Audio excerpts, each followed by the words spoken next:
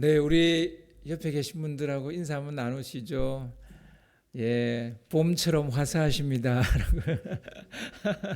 예, 뭐 다 제가 보기에 화사하시지만 혹시 그렇지 않다 하더라도 예, 또 그렇게 인사를 나누면 우리의 삶의 여러 부분들이 화사하게 될 줄 믿습니다.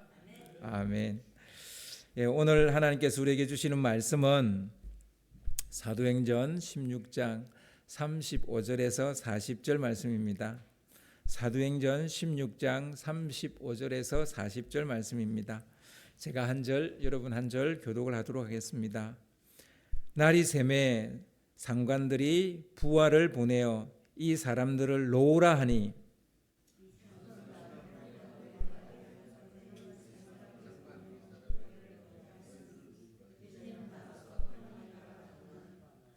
바울이 이르되 로마 사람인 우리를 죄도 정하지 아니하고 공중 앞에서 때리고 옥에 가두었다가 이제는 가만히 내 보내고자 하느냐? 아니라 그들이 친히 와서 우리를 데리고 나가야 하리라 한데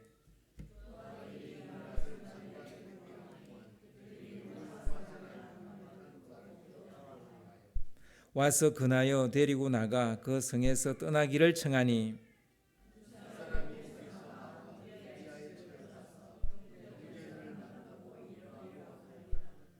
아멘. 집중의 공백이라는 제목으로 같이 말씀을 나누겠습니다. 여러분은 한 가지 일에 집중을 잘 하십니까? 여러분의 집중력을 제가 묻는 거예요. 한 가지 일에 집중을 잘 하십니까? 한 가지 일에 집중을 하신다면 얼마나 오랫동안 하십니까? 집중이 잘 안 되시는 분들, 집중력을 도둑 맞아 가지고 그 무엇에도 집중하지 못하는 그런 분도 계실 겁니다.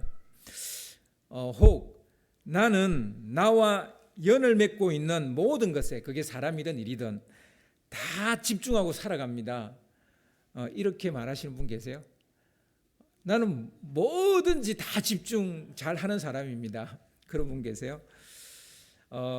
그 사람이야말로 완벽한 사람일 겁니다. 그런데 이 세상에 완벽한 사람은 없죠. 무슨 말입니까?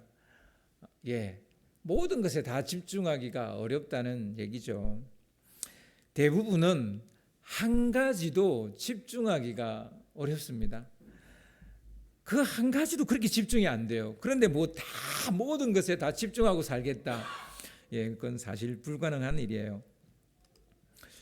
불굴의 의지로, 진짜 막 그 사람이 불굴의 의지가 있어서 불굴의 의지로 한 가지에 집중한다면 그는 틀림없이 성공할 가능성이 높습니다. 여러분, 왜 성공하는 사람의 수가 적습니까? 왜 성공하는 사람의 수가 적어요?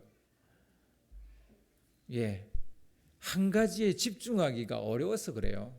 그런 사람이 그렇게 많지 않기 때문입니다. 그래서 어떤 일에 성공했다라는 건 그 사람은 그 일에 집중을 했다라는 얘기죠. 심리학자인 버지니아 사티어라는 그 자녀 양육에 대해서는 거의 세계 1인자인 심리학자인데요.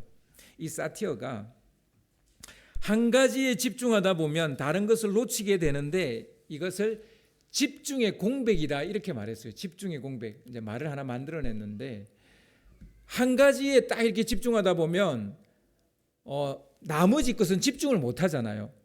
그 나머지를 집중의 공백이라고 말해요. 그러니까 우리가 한 가지에 집중하면 반드시 집중의 공백이라는 게 생기게 돼 있습니다. 미국의 심리학자인 크리스토퍼 차브리스라는 사람과 그리고 또 다른 심리학자인 데니얼 사이먼스라는 유명한 심리학자들인데요. 이 사람들이 인간의 주의력에 관한 실험을 했어요. 일명 보이지 않는 고릴라 실험이라고 제가 일전에도 한번 이야기한 적이 있는데 이 실험은 흰색 셔츠와 검은색 셔츠를 입은 학생들을 이렇게 이제 농구장에 넣어서 농구공을 서로 이렇게 패스하게 합니다. 그리고 그것을 이제 이렇게 영상으로 찍어요. 그리고 그 영상 안에 고릴라의 분장을 한 사람이 막 가슴을 이렇게 치면서 지나가게 합니다. 그러니까 그 영상 안에 그것도 있는 거죠. 그리고 이제 이 실험에 참가한 사람들에게 그 영상을 보면서 흰색 셔츠를 입은 사람이 패스를 몇 번이나 패스를 하는지를 세어보라고 합니다. 그리고 이제 실험 이 영상을 다 보고 난 다음에 이 실험 참가자들에게 묻는 거죠. 혹시 이 화면을 보시다가 고릴라가 지나간 것을 봤습니까? 라고 물었어요. 그러니까 흰색 셔츠 입은 사람한테 몇 번 패스를 했느냐 이걸 묻지 않고 고릴라가 지나가는 걸 봤습니까? 이 영상을 보면서 고릴라가 지나가는 걸 봤습니까? 라고 물어요. 그러니까 그 실험 참가자 중에 50%가 고릴라를 보지 못했어요. 왜요? 흰색 셔츠를 입은 학생들이 몇 번 패스를 하는지 그 숫자 센다고, 그거에 집중한다고, 그거에 집중을 하다 보니, 그것에 정신이 팔리다 보니 고릴라가 지나가는 걸 못 봤어요. 이를 무주의 맹시라고 말합니다. 무주의 맹시. 그러니까 이제 데니얼 사이먼서 이 실험을 한 그 심리학자는 무주의 맹시라는 말을 붙였어요. 그러니까 주의를 하지 않으면 주의하지 않는 것은 보지 못한다는 거예요. 내가 주의하는 것만 본다는 거예요. 한 가지에 집중하면 명백히 존재하는 다른 것을 보지 못한다는 거예요. 분명히 거기에는 고릴라의 탈을 쓴 사람이 가슴을 치면서 지나갔어요. 이거는 명백히 존재하는 일입니다. 근데 그걸 못 봐요. 그래서 이제 이를 다른 말로 집중의 공백이라고 말합니다. 하나에 집중하다 보니까 집중의 공백이 생기는 거예요. 저는 이제 준 아줌마잖아요.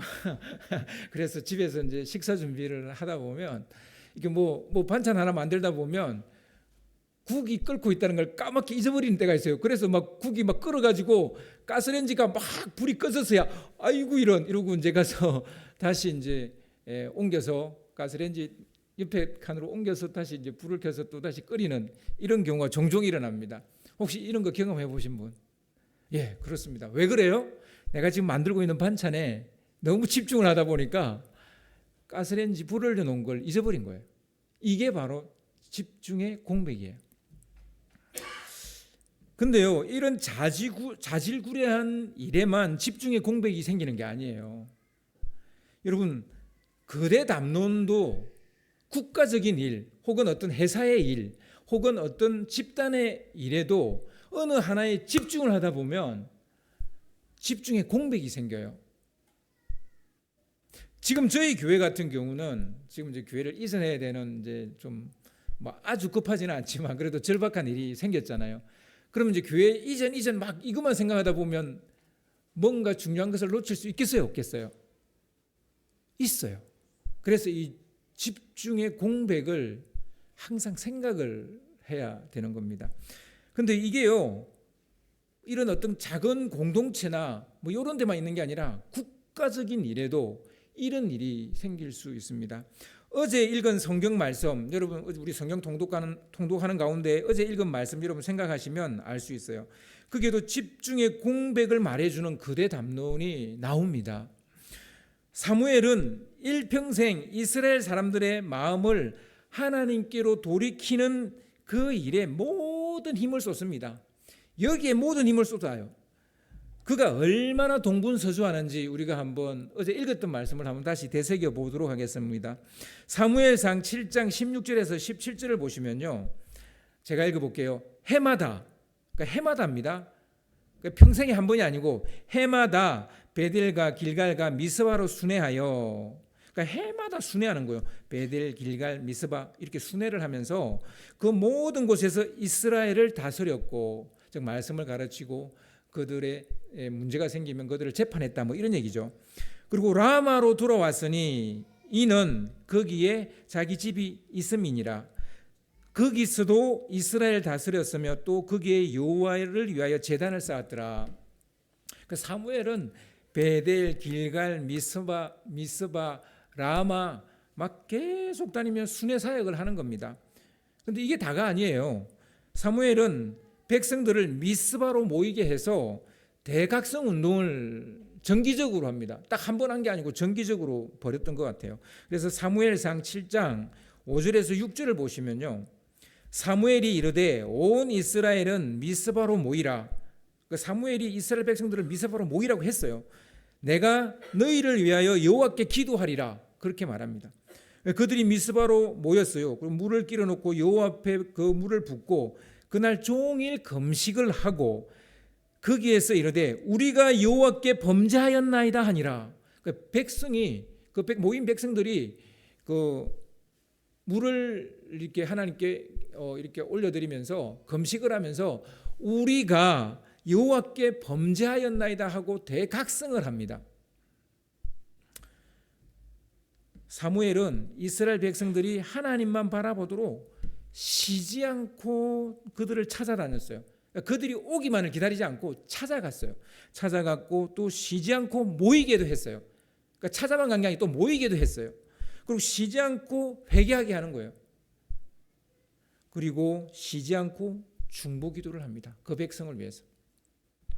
어디를 가든 사무엘은 사사로서 이스라엘 자손 사이에 생긴 다툼을 중재를 해줍니다. 사무엘은 혼자서 열의를 하는 거예요. 혼자서. 대단한 열정을 가진 사람이라는 걸 알 수가 있습니다. 열의를 하는 사무엘로 인해서 사사기의 그 어둡던 시대, 사사기는 가면 갈수록 정말 타락의 그 진짜 끝을 보여줘요. 타락의 끝판왕을 보여줘요. 뭐 여러분 사사기 읽어봐서 아시겠지만 진짜 뭐 사람을 토막내서 보내고 막 뭐 알지도 못하는 사람 동승이 하자 그러고 뭐 그게 안 되니까 다른 또 그 아내를 처벌 또 윤관을 하고 막 정말 추잡하고 더럽고 악하기가 이를 데가 없는 최악의 타락의 모습을 보여주는데요. 사무엘이 이렇게 혼자서 뛰어다니면서 동분서주하면서 그 어두워졌던 이 암흑기를 밝히기 시작합니다. 그래서 이스라엘의 회복이 일어나게 돼요. 그런데요, 사무엘의 이 모든 수고가 수포로 돌아갑니다. 물거품이 돼버려요. 왜요? 사무엘상 8장 3절 5절을 보면요, 사무엘상 8장 3절을 좀 띄워주시기 바랍니다. 그의 아들은 사무엘의 아들들입니다. 사무엘의 아들들이 자기 아버지의 행위를 따르지 아니하고 이익을 따라 뇌물을 받고 판결을 굽게 하니라. 이스라엘 모든 장로가 모여 라마에 있는 사무엘에게 나아가서 그에게 이르되 보소서, 당신은 늙고 당신의 아들들은 당신의 행위를 따르지 아니하니 모든 나라와 같이 우리에게 왕을 세워 우리를 다스리게 하소서 한지라. 사무엘에게는 요엘과 아비야라는 두 아들이 있었는데요. 그들은 사무엘처럼 그렇게 살지 않는 거예요. 사무엘이 자기가 이제 늙으니까 사사의 일을 볼 수가 없을 정도로 이제 나이가 들어서 그 두 아들을 대신 사사로 세웠는데 두 아들이 아버지와 같지 않는 거예요. 돈벌이에만 정신이 팔려서 뇌물을 받고 재판을 해주니까 치우친 재판을 할 수밖에요. 그러니까 백성들이 원성이 막 자자한 거예요. 그러니까 꼭 엘리와 그 엘리의 두 아들 홈니와 비느하스를 보는 듯한 그런 느낌. 그거예요. 그러니까 역사의 전철을 또다시 밟고 그 안 좋은 전철을 또다시 밟고 있는 것을 볼 수 있습니다. 그러니까 이스라엘 장로들이 다 사무엘한테 이렇게 그 각 지파의 장로들이 몰려와 가지고 이것을 빌미로 터집을 잡습니다. 왕을 세워 달라고 일종의 스트라이크를 합니다. 일종의 스트라이크를 합니다. 그래서 사무엘은 사역에 너무 지나치게 전념을 하다 보니까 자녀 교육을 제대로 못 시킨 거예요. 바로 이것이 집중의 공백입니다. 사무엘이 사역에 너무 집중을 하다 보니까 가정을 돌보지 못했던 거예요. 가정에 집중을 못했던 집중의 공백이 일어난 거예요. 열정적으로 사역에 집중하다 보니까 자녀들에게 집중하지 못한 겁니다. 주님의 일에 전념하면 하나님께서 자녀의 일을 알아서 해결해 주신다, 이런 설교를 하시는 목사님들이 계세요. 여러분, 과연 그렇습니까?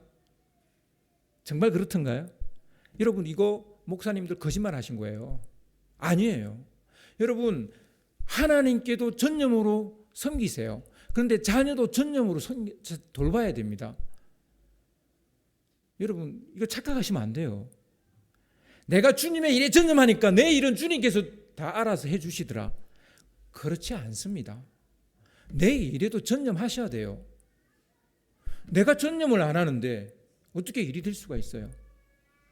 어쩌다 하나님이 한 번 정도는 우리를 돌아보실 수는 있지만 계속 그러지 않습니다. 그래서 우리가 하는 일에도 전념해야 돼요. 물론 하나님 일에도 전념해야 돼요. 저는 이렇게 설교하시는 목사님을 많이 봤어요. 그런데요, 이게 이대로 안 돼서 목사님 말씀대로 했는데 이대로 안 돼가지고 나중에 가슴 치시는 분도 많이 봤어요. 하나님이 왜 그랬을까요? 하나님이 왜 그런 게 아니라 그 목사님이 잘못된 설교를 하셨기 때문에 그래요. 여러분, 그럼 사무엘 자녀들 하나님이 다 돌봤어야죠. 엘리의 자녀들 하나님이 다 돌봤어야죠. 아론의 자녀들 하나님이 다 돌봤어야죠. 안 그랬잖아요. 성경에 그런 예가 너무 많은데 왜 그렇게 설교를 하느냐 말이에요. 여러분, 자녀는 돌보라고 하나님이 우리에게 주신 거잖아요. 그런데 왜 안 돌봐요? 돌봐야죠. 그건 하나님 뜻 아닙니까? 그것도 하나님 뜻이잖아요. 이게 왜 말이 안 되는 이런 얘기를 목사님들이 하시는지 모르겠어요. 성경에도 그런 예가 비일비재한데. 여러분, 정말 잘 들으셔야 돼요. 여러분, 우리에게는 한 가지만 집중해야 되는 것 아니에요.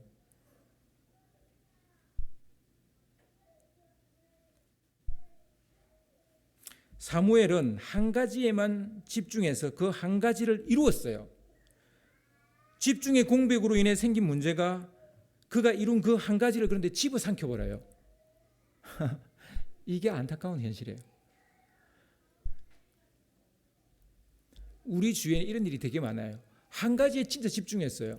근데 그 한 가지에 집중했기 때문에 성공을 해요. 그런데 그 성공을 집어삼킬 만한 집중의 공백 때문에 그 성공을 집어삼킬 만한 일이 생겨요. 이런 일이 의외로 많아요. 어떻게든 집중의 공백이 생기지 않게 해야 되는 이유가 바로 여기에 있는 겁니다. 보통 성경을 읽을 때요, 주요 인물 중심으로 읽기 때문에 그 외 다른 사람들에게 도통 관심을 주지 않습니다. 중심 인물 외에 다른 사람들은 집중의 공백이라는 블랙홀에 빠져버려요. 그리고 우리 이제 사도행전을 이제 우리가 읽고 지금 설교를 하고 있잖아요. 중심 인물 외에 다른 이의 이야기도 나오고 있어요. 그를 통해 말씀하시려는 하나님의 메시지도 있습니다. 그러니까 그 주요 인물이 아닌 그 사람을 통해서 하나님 우리에게 주시려고 하는 메시지가 있는데요. 주요 인물만 보다 보니까, 그것만 집중하다 보니까 주요 인물을 주요 인물이 아닌 사람을 통해서 주려고 하는 메시지를 우리가 받지를 못한다고요. 우리는 이런 집중의 공백을 경험하게 됩니다. 마게도냐의 주도인 빌립보 선교 이야기를 우리가 읽을 때요, 우리는 지나치게 바울 중심으로 읽어요. 너무 바울 중심으로 읽어요.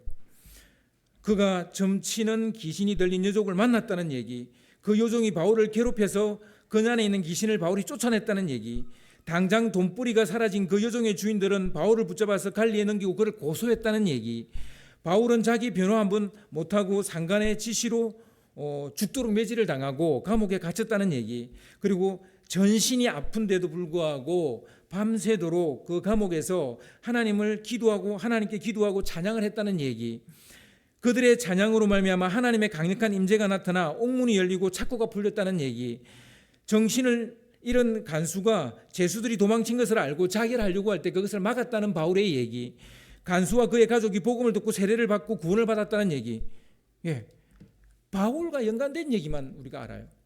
그리고 이 빌립보 선교 얘기에서 또 다른 얘기 아십니까? 몰라요.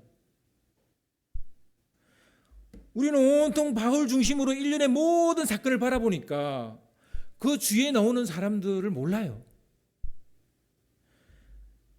여러분, 그러면 주인공 한 사람만 있으면 되지 주위 사람이 왜 필요해요? 바울 한 사람만 있으면 되지 그 주위에 뭐 다른 사람이 왜 필요해요? 그런데 그 사람이 있어야만 바울이 사역을 한다고요. 여러분, 연극의 주인공 한 사람만 나오고 나머지 모든 사람들이 없으면 그 연극이 돼요? 아니죠. 성경을 이렇게 읽다 보니까 집중의 공백이 생기게 되고 부지불식간에 놓치는 일들이 너무 많습니다. 그 대표적인 사람이 바로 빌립보시의 행정적인 책임을 지고 있는 상관이라는 이름으로 등장하는, 그 직책으로 등장하는 이 사람이에요. 우리는 빌립보 선교 이야기가 간수와 그의 가족이 구원을 얻었다는 이야기로 끝난다고 생각을 합니다. 그런데 자세히 읽어보시면 이후로 빌립보시의 행정 책임자인 상관의 이야기가 계속해서 나오고 있습니다.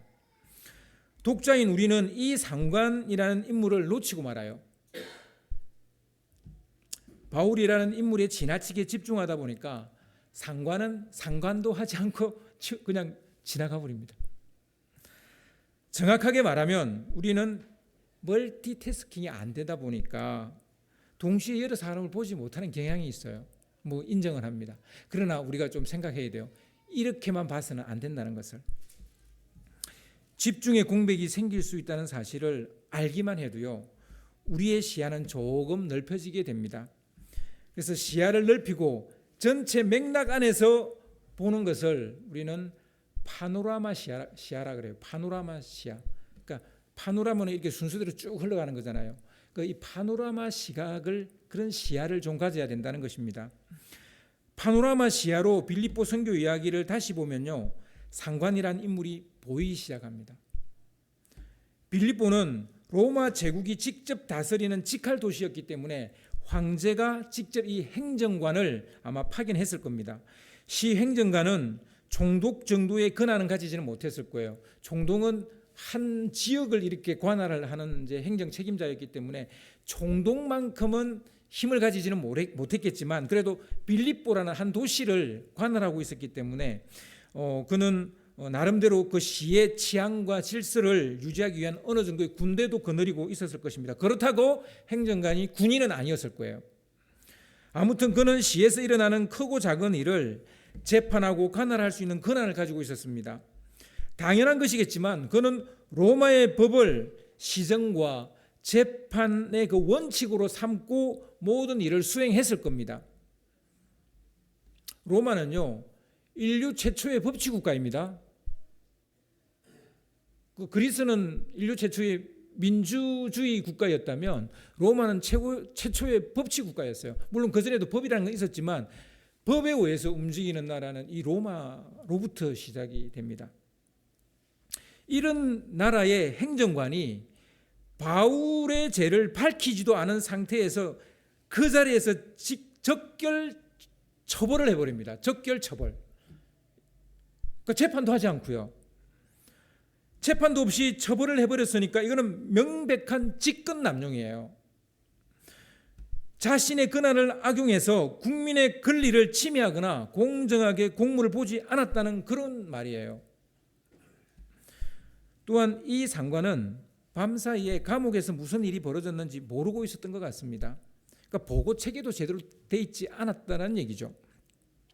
죄수들이 탈옥했다는 소식을 들었다면 그 다음날 일어나가지고 한가롭게 바울과 실라 내보내, 그렇게 말했겠냐고요. 절대로 그렇게 말할 수 없는 상황이죠. 다음날 그냥 일어나서 문득 생각을 해보니까 그 바울과 실라를 무작정 때리고 투옥시킨 것은 좀 잘못한 것 같아, 뭐 이런 생각이 들었던 모양이에요. 그래서 뭐 이제 내보내라 이런 말을 했던 것 같습니다. 동께나 있는 양반들이 몰려와서 난동을 부리니까 그들의 심기를 누그러뜨리려고, 그들의 입을 틀어막기 위해 재판도 없이 바울과 실라를 그렇게 부실하게 행정적으로 법적으로 처리를 해버린 거예요. 이 상관도 결국은 집중의 공백에 빠진 거예요. 그러니까 힘께나 있는 사람, 좀 부자인 사람들에게 집중을 하다 보니 힘없어 보이는 사람을 무시해버린 거예요. 그 사람들에게 집중을 하지 못하게 된 거예요. 바울과 실라 두 사람 다 로마의 시민권을 가지고 있었던 사람이에요. 그러니까 바울만 가지고 있었던 거 아니에요. 여러분 이 오늘 말씀을 잘 읽어보셔야 돼요. 바울과 실라 둘 다 시민권을 가지고 있었어요. 그 로마 시민권을 가지고 로마인이었다고요. 그런데 그 두 사람, 한 사람도 아니고 그 두 사람을 다 자기 권력으로 그냥 마음대로 해버린 거예요. 그래서 37절 오늘 본문 37절을 보시면요. 오늘 본문 37절을 좀 띄워주시기 바랍니다. 37절을 보면 바울이 이르되 로마 사람인 우리를 죄도 정하지 아니하고, 그러니까 로마 사람인 우리라고 말했으니까 바울과 실라 둘 다 로마 시민권을 가지고 있었다는 얘기죠. 그래서 실라의 이름이 실루아노, 라틴식 이름이 있는 거예요. 실라는 이제 아람어식 이름이고요. 실루아노라는 로마식, 즉 라틴식 이름이 있는 거예요. 그러니까 공중 앞에 그것도 죄도 정하지도 않고 공중 앞에서 때리고 옥에 가두었다. 이제 가만히 내보내라. 이렇게 니네들이 지금 말할 수 있느냐. 이렇게 바울이 문제 제기를 하고 있는 겁니다. 바울은 빌립보 행정관이 하나에 집중하다가 무엇을 놓쳤는지 깨닫게 하려고 이렇게 강하게 문제 제기를 하는 겁니다. 바울이 문제 제기를 하지 않았다면 상관은 자신이 뭘 잘못했는지 모를 겁니다. 흥미롭게도 빌립보 선교 이야기는 바울이 아나무인이 된 행정관을 참교육하는 얘기로 이 선교 얘기가 끝이 나요. 참교육하는 얘기로. 우리는 바울의 전도 스토리에 집중을 하다 보니까 상관을 참교육하는 이 이야기를 보지를 못해요. 근데 이 이야기가 그렇게 중요합니까? 뭐 중요한 것 같지 않은데요. 여러분 정말 그럴까요? 이 이야기가 얼마나 중요한지 여러분 아셔야 돼요. 왜 이 이야기가 중요하지 않다고 생각하는지 우리가 좀 알아야 됩니다.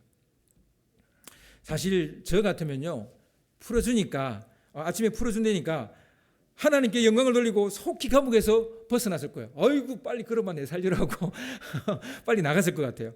문제 제기는 무슨, 참교육은 무슨, 뒤도 돌아보지 않고 그냥 꽁무니를 뺐을 것 같아요. 아니면 풀려나게 하시니 하나님 감사합니다. 이것도 하나님의 은혜입니다. 라고 말하면서 돌아가서 이제 루디아와 최초의 성도들 있잖아요. 그들한테 가서 간증했을 것 같아요. 애매한 고난 중에도 간수를 전도했고 세례까지 베풀게 되었으니 이 얼마나 놀라운 은혜입니까? 얼마나 큰 은혜입니까? 얼마나 감사한 일입니까? 뭐 이렇게 간증했을 것 같아요. 분명 이런 말로 또 위로받았을 거예요. 그런데 바울은 그렇게 하지 않고 한 걸음도 움직이지도 않고 아주 억세게 딴지를 걸어요. 뒤끝 장난 아니죠. 뒤끝 장난 아니에요. 대간절 왜요? 도대체 왜요? 뭐 때문에 긁어부스럼 만들려고 하는 걸까요? 그럼 여기서 딱 조용히 해결하면 되지.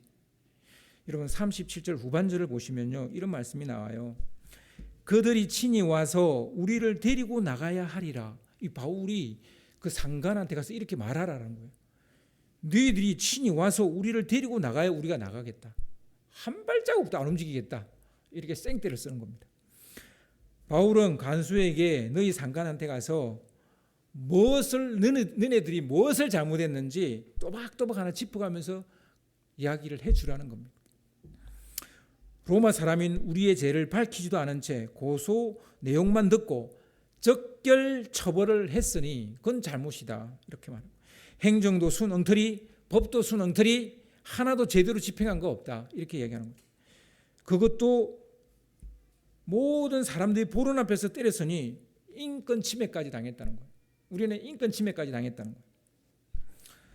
로마 시민권자인지 확인조차 하지도 않고 막무가내 조져놓고 이제 와서 가라니 이게 말이나 되냐 이렇게 말하는 거예요. 서로의 위치가 역전이 됐습니다. 바울은 직권남용한 행정관을 고발할 수 있는 상황이 됐어요. 바울은 고발할 수도 있습니다. 바울은 너무나도 단호하게 간수에게 이렇게 말합니다. 그들이 친히 와서 우리를 데리고 나가야 할 것이라. 바울이 이렇게까지 말한 것은 직접 와서 니네 잘못을 인정하고 사과하라는 거예요. 사과하라는 거예요. 그렇지 않는다면 당신은 직권남용으로 나에게 고소당할 거다. 이렇게 나가는 거예요.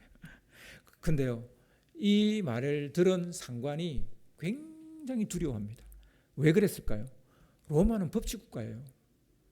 법의 힘이 굉장히 강한 나라예요. 그렇기 때문에 이 상관도 두려워했던 거예요. 떨었던 거예요. 당장 달려옵니다. 어째서 바울은 좋은 게 좋다식으로 이 일을 정리하지 않고 일을 이렇게 크게 벌인 것일까요? 저 같으면 그렇게 못할 것 같거든요. 그런데 왜 이렇게 일을 크게 벌렸을까요? 먼저 상관에게 생긴 집중의 공백을 역이용하기 위함입니다. 뭘 역이용하려 한 걸까요? 집중의 공백은 지금까지 집중한 그 한 가지를 집어삼키는 괴물이 될 수도 있어요. 우리 아까 사무엘 이야기했잖아요. 자기가 가정을 돌보지 못함으로, 자녀를 돌보지 못함으로 그 자녀가 자기 가정뿐만 아니라 자기가 한 사역뿐만 아니라 이스라엘의 역사를 집어삼켜버려요. 하나님은 왕 세우는 걸 원치 않았습니다. 그런데 모든 장로들이 와서 스트라이크를 하니까, 데모를 하니까 하나님도 허락을 하는 거예요. 왕 세우라고. 그러니까 한 나라가 완전히 방향이 확 바뀌어버리는 거예요. 이스라엘은 신정국가예요. 하나님이 왕이에요. 그런 나라예요. 그렇게 시작된 나라예요. 그런데 인간 왕을 세워야 되는 이런 상황이 벌어진 거예요. 왜요? 왜? 그게 어디서부터 시작됐어요? 사무엘의 집중의 공백에서부터 시작됐어요. 자녀에게 공백이 생겨서 그렇게 된 일이라고요.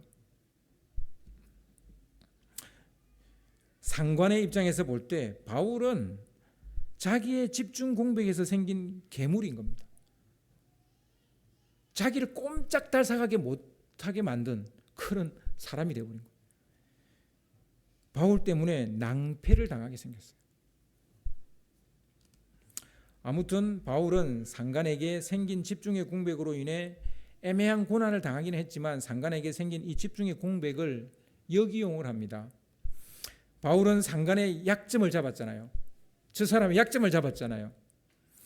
상관은 바울에게 약점이 잡혔기 때문에 바울에게 이제는 막 대할 수 없는 거예요. 제발 우리 도시를 떠나달라고.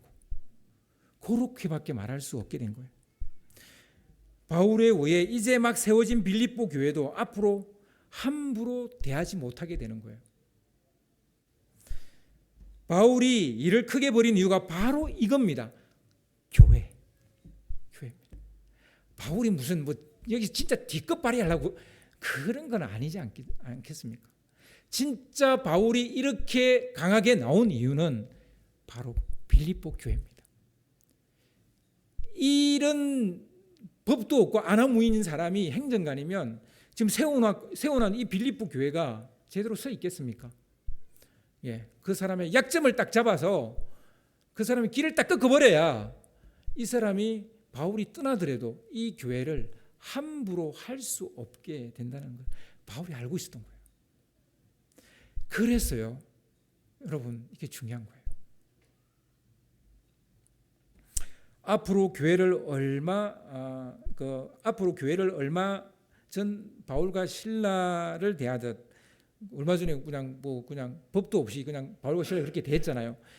앞으로 교회를 그렇게 대하지 못하도록 일종의 안전장치를 만들어 놓는 거예요. 바울은 이것을 염두에 두고 일부러 뒤끝 있는 것처럼 보였던 것으로 보입니다. 바울은 자신이 받은 억울함을 강조함으로써 교회의 미래를 보장받으려고 했던 것 같습니다. 바울은 자기가 가진 로마 시민권을 교회 세우는 일에 적극적으로 활용했다라는 것을 알 수 있습니다. 만약 바울이 나약한 모습만 보였다면 이것도 하나님 인도하심이겠지. 이런 고난도 하나님 또 주신 거겠지. 이런 모습만 보였다면 바울이 전한 복음도 그가 세운 교회도 나약한 것으로 삐치고 말았을 거예요. 함부로 교회를 건드리고 함부로 그리스도인들을 막 대하고 그렇게 했을 거라고요. 우리는 기억해야 합니다. 구원의 복음은 전도만 한다고 해서 되는 게 아니에요. 교회를 든든히 세워야 됩니다. 믿음의 공동체가 세워지지 않으면요, 전도한 그 개인이 믿음에서 떠나는 것은 시간 문제입니다. 아무도 가지 않는 지역에 가서 복음을 전하려는 바울의 열정도 대단하지만 자신이 세운 교회가 든든히 서게 하는 일에도 모든 에너지를 쏟고 있는 바울을 우리는 볼 수 있습니다. 전도와 공동체 중에 그 무엇도 집중의 공백이 생기지 않도록 해야 된다는 얘기입니다. 두 번째로 바울이 이 일을 크게 벌린 이유는 복음의 가치를 평가절상하기 위한, 평가절하가 아니라 평가절상하기 위한 그런 목적이 있었던 것 같아요. 복음 전도자의 가치를 끌어올려야 복음의 가치도 끌어올려집니다. 여러분 이거 아세요? 성도들이 그 교회 목사님을 갖다가 평가절하하면요, 성도들도 평가절하가 됩니다. 여러분 아내가 남편을 평가절하하면요, 그 남편은 세상 나가서도 평가절하가 됩니다. 남편이 아내를 평가절하하면요, 그 아내는 어디 가도 평가절하가 됩니다. 그러니까 자기 마누라를 여왕으로 모셔야 자기가 왕이 되는 거, 뭐 많이 들어본 얘기죠, 그죠? 그런 거예요. 여러분 복음 전도자를 이렇게 진뭉개고 복음의 가치가 높아질 수 있다? 그건 난센스예요. 안 되는 일이에요. 그래서요, 우리 기독교가 조금 고민 좀 해야 돼요.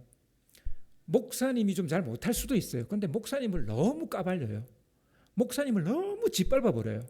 그럼 교회가 살 수 있어요? 그게 안 되는 일이거든요. 잘못한 것은 정말 잘못했을 때는 거기에 대한 응당의 처리는 해야 되겠지만 그걸 뭐 너무 까발리면 안 되는 거예요. 우리가 스스로 누워서 우리 얼굴에 침을 뱉어버리는 거예요.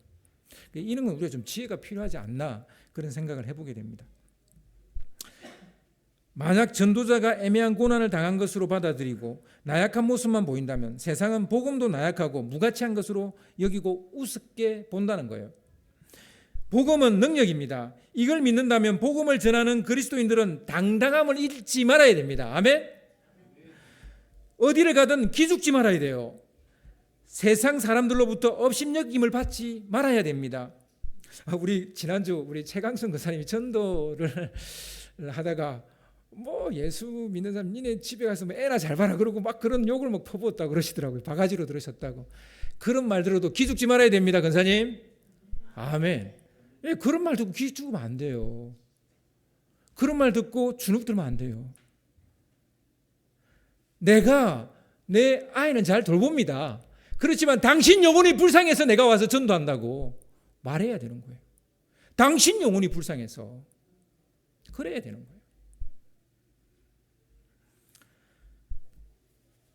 세상이 교회를 깔보지 못하게 따질 것은 따지고 권리를 주장할 것은 주장해야 되는 거예요. 복음은 부끄러운 것이 아니기 때문이에요. 복음은 능력이기 때문입니다. 바울이 당당해지니까 어떤 일이 벌어집니까? 역으로 상관이 그 당당함을 잃어버려요. 처음에는 상관이 당당했잖아요. 가서 몇 때리고 감옥에 가둬. 근데 지금 어떻게 됐어요? 제발 부탁하는데 이 도시를 좀 떠나달라고. 그렇게 이야기를 해요. 이제 우리의 시선을 조금 파노라마적 시야로 좀 바꿀 필요가 있습니다. 물론 한 가지에 집중하는 것도 중요합니다. 이런 집중력이 없다면 성공은 꿈도 꾸지 말아야 됩니다. 하지만 우리가 사는 세상은 통섭의 시대예요. 융합의 시대예요. 한 가지만 집중한다고 되는 세상이 아니란 말입니다. 따라서 집중의 공백이 불러올 역습을 기억해야 되는 거예요. 하나에 집중해서 쌓아놓은 것을 집중 공백이 그걸 집어삼키는 일이 생기지 않도록 우리가 다른 것도 집중해야 된다는 얘기입니다. 제가 조금 전에 이야기했잖아요. 집중과 집중의 공백은 50대 50이라고. 50%는 고릴라를 보지 못해요. 그런데 50은 봤다는 얘기잖아요. 그러니까 그래 50대 50이에요. 절대로 가볍게 여길 수 없는 퍼센테이지입니다. 집중의 공백은 절대로 만만하게 볼 게 아니에요. 회사에 지나치게 집중하다 보면 가정을 소홀히 하는 것, 이런 일이 생기잖아요. 반드시 집중의 공백이 생기지 않도록 가정도 챙기면서 회사 일도 열심히 해야 되는 거예요. 아내들이 자식에게만 지나치게 집중을 하다 보면요, 남편을 등한시해요. 그래서 남편이 집중의 공백이 돼버려요. 그래서 남편이 애가 생기는 순간부터 외로워지기 시작합니다. 그러니까 남편들이 어떻게 하겠어요? 바람을 피우는 거예요. 자기 얘기 들어줄 여자를 찾아가는 거예요. 그럼 자기 아내가 놀았습니까? 아니죠. 아내는 애 키운다고 애를 썼어요. 수고했어요. 힘들었어요. 그런데요, 제가 그건 아무라는 거 아니잖아요. 애를 위해서 했어야죠. 그렇지만 남편도 챙겨야 된다고요. 그건 뭐 반대도 마찬가지예요. 남편도요, 아내 챙겨야 됩니다. 결국 이 남편의 바람 피우는 건 공백의 역습입니다. 공백의 역습입니다. 그래서요, 우리 아내들은 남편이 뭘 쳐다보는지 잘 봐야 돼요. 지나가는 여자 쳐다보면 당장 그 손을 잡아 당겨야 돼요. 뭘 봐 지금? 나만 봐. 딱 그렇게 얘기해야 돼요. 그렇게 해야 된다니까요. 지금 집중하고 있는 것이 무엇입니까? 그리고 현재 집중의 공백이 된 것은 무엇입니까? 집중의 공백도 생각하셔야 되고요. 집중도 생각하셔야 됩니다. 5월은 가정의 달입니다. 이번 주에 이제 5월이 시작되는데요. 어디에 공백이 생겼는지 보는 파노라마적 시야를 가지고 공백을 좀 메꾸는 그런 5월이 되실 수 있기를 주님의 이름으로 축원합니다.